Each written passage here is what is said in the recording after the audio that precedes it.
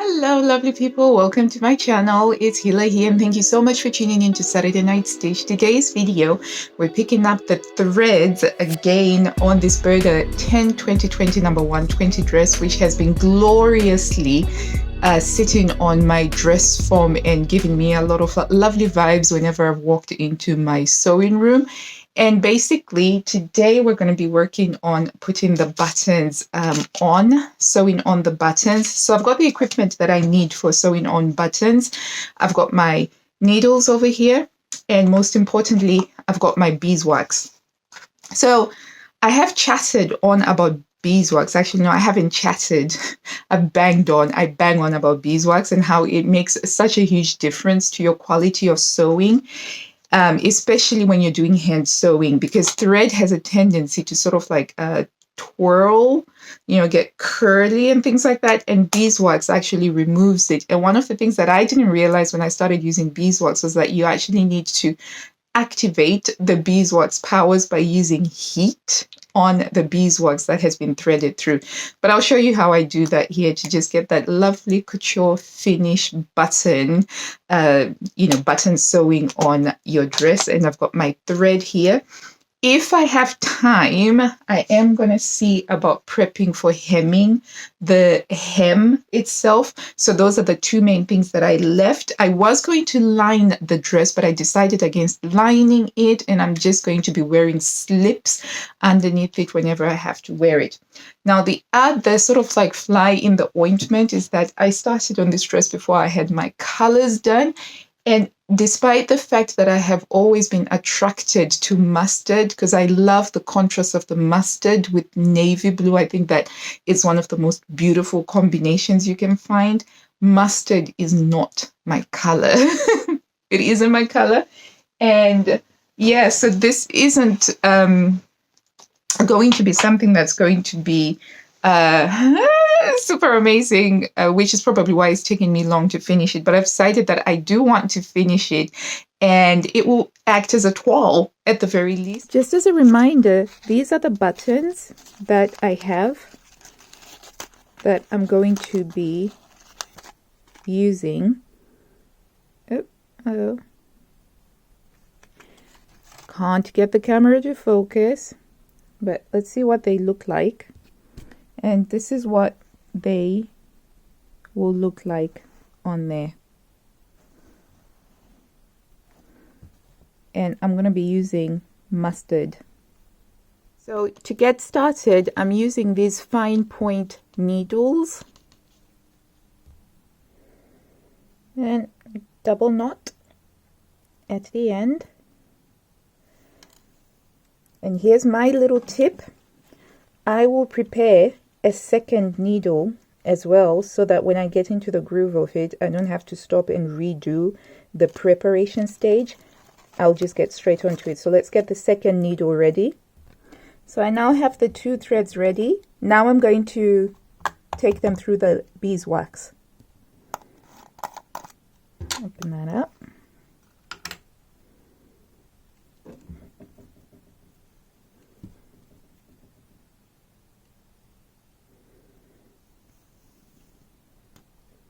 I like to do it twice in opposing directions.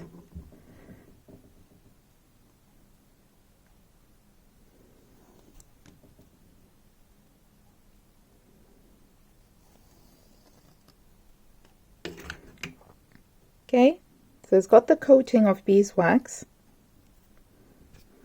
There are the two needles and thread ready.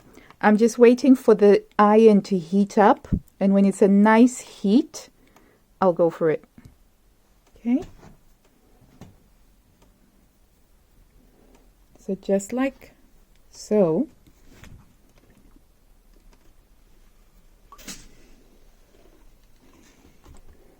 There we go. Bone straight.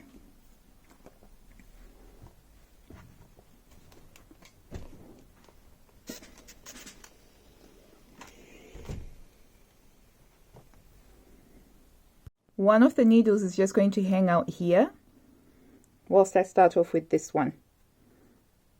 But first, we're going to open the buttonholes using a chisel, and this is just a wooden block that I use for opening buttonholes. All of these are buttonholes that have been opened. Right, just gonna grab that, see if we can make this better. There we go. Start off with this one here. Okay, so making sure that it's under the wooden block. Get that out. Careful, this is actually very sharp. I have cut myself a couple of times, but the trick is to start in one corner. So you want to get your in that corner there,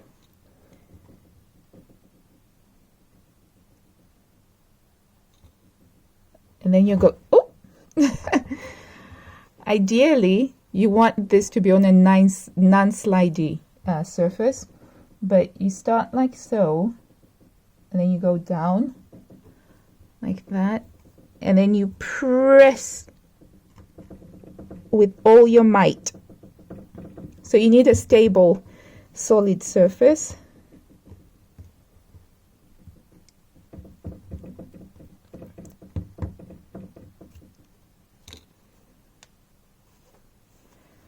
Okay. And then just check. Not quite through yet, so I'm gonna have another go.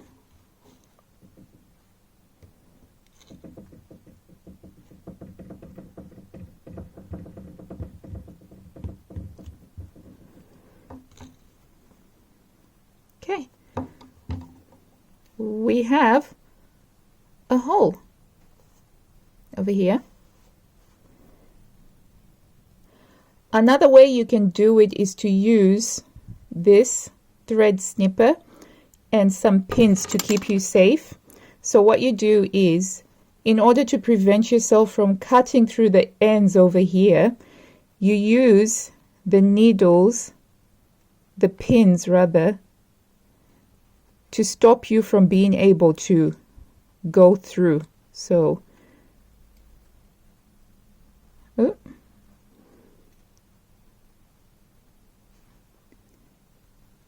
like so.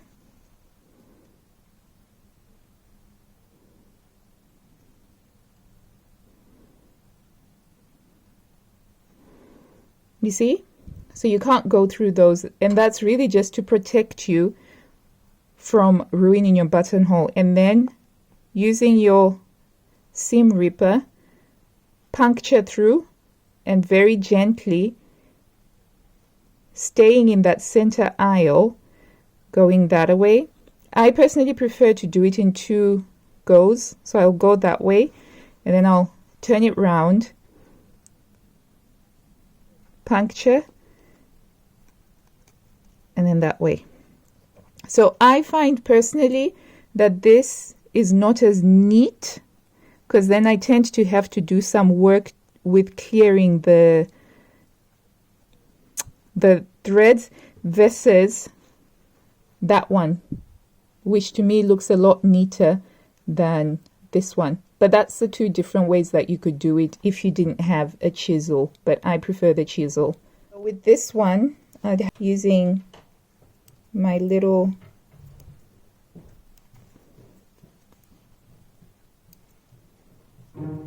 sort of like try and knit on it.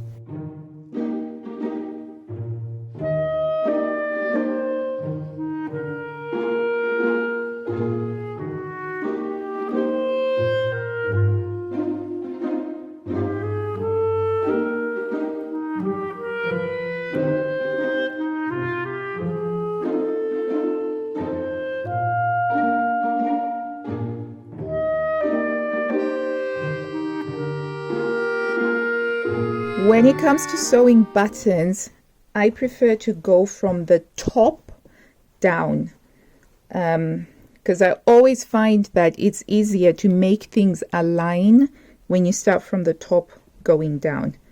So what I'll do is I'm going to pin these down so that they don't move. One of the few times that I actually use pins. And so I'm going to pin them down like so.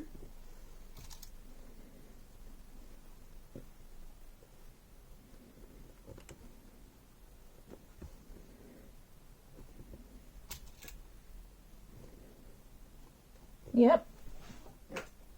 And then I'm going to use my Frixion pen to mark where the buttons are going to go. So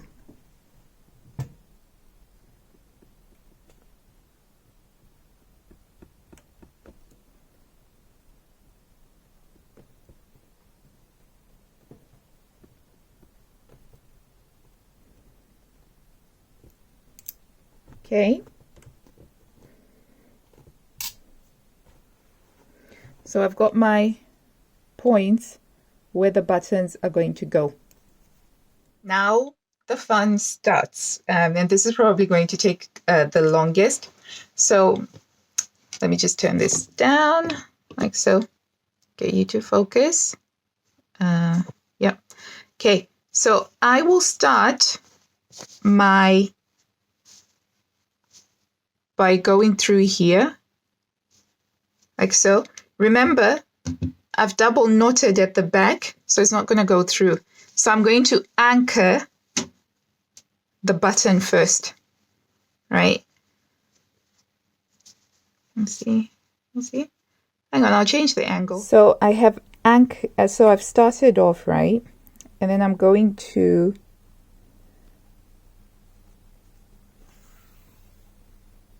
just do 2 of these to start off my anchor point. Then I'm going to grab my button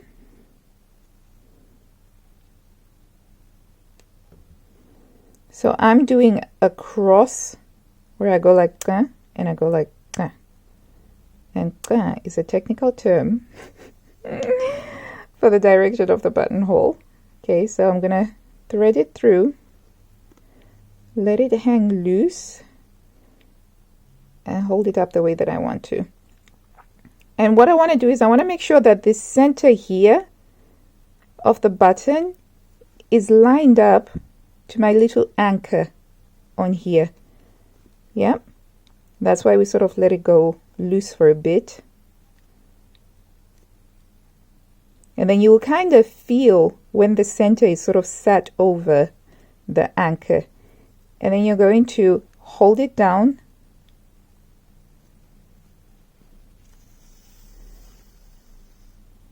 and take it through like that.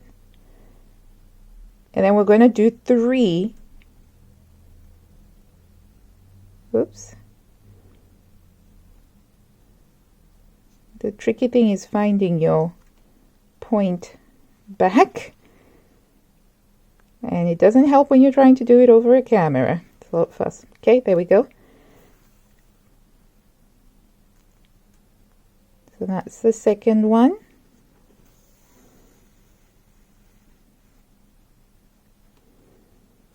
Yep, and then we're going to go into the third one. Oh, I'm way off there.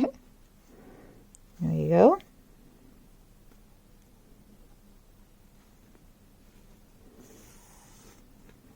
And that's the third one done. Right? All the while, we're trying to keep it very closely in one place. Don't worry, we're going to actually trim this off. But it's going to look really nice and neat. And then we go on to the other, the little line of the cross. And go like that. Now I'm beginning to think that I should have used the navy for this, but I think it's going to be okay. 2 and oh, nope. Trust me, this is a lot faster when you're not trying to do it via a camera screen, especially on your phone. Okay, and that's the third one done there. So we've got 3 plus 3, that's 6. And then you're going to do another 3 around the button itself, just to give it a little bit of a lift so that when you button it through the buttonhole, it doesn't cause any puckering. So you go 1, 2, 3, right? And then that's just going to give it like a little shank, a little mini little shank that just makes everything settle down nicely. And then you're going to get that to go through there. Finish off your shank.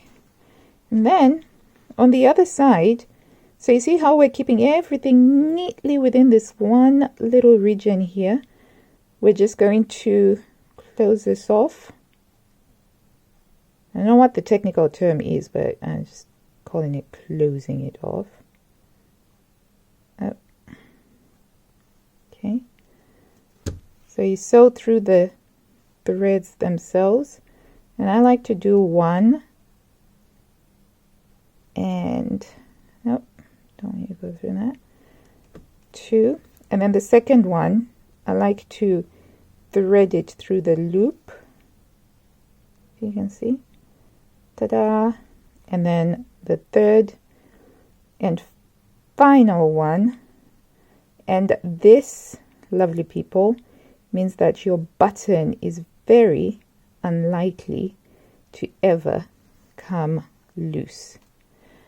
And then what we do is grab our little fine point needle, point scissors, and boom. So very nice, very neat. And you've got a button and it's slightly lifted up so that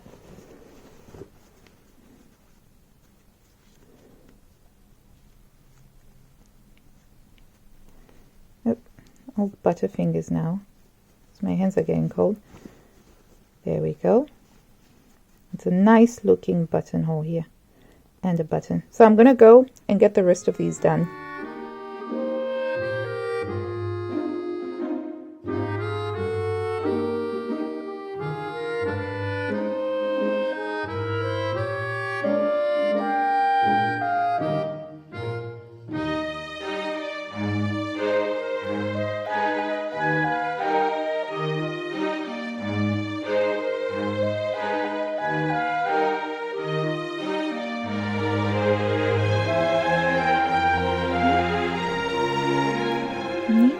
Looking buttons over here.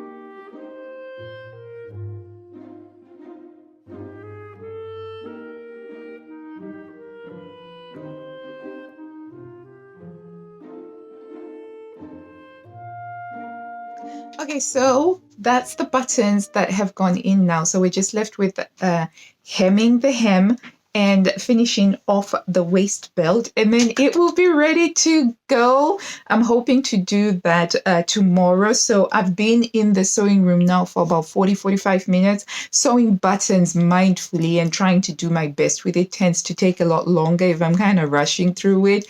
They don't look as nice and they don't feel as nice. And I'm at that stage in my sewing journey now where I kind of enjoy taking the extra time to make sure that, you know, I get good vibes whenever I look at something, knowing that I did try my best, especially for something as magnificent as this dress. So that's it. And hopefully you've picked up a few tips, like, you know, thread up 2 needles and prepare them with the beeswax so that you don't have to stop when you get into the flow of the sewing and do the whole process again. I personally really enjoy that, and I find that that's changed my perception of sewing buttons, as well as using beeswax. If you haven't tried beeswax, I'm always evangelical about this. Try beeswax for your hand sewing. It will just make it like that. So until I see you in the next video, lovely people, take care. Remember to like and subscribe. It supports the channel and I really appreciate that. And while you're there, you can also check out the merch shop where I've got some happy sewing mugs and better sewn than perfect and bags and everything. And the link is in the description box down below. Until next time, happy sewing. Bye.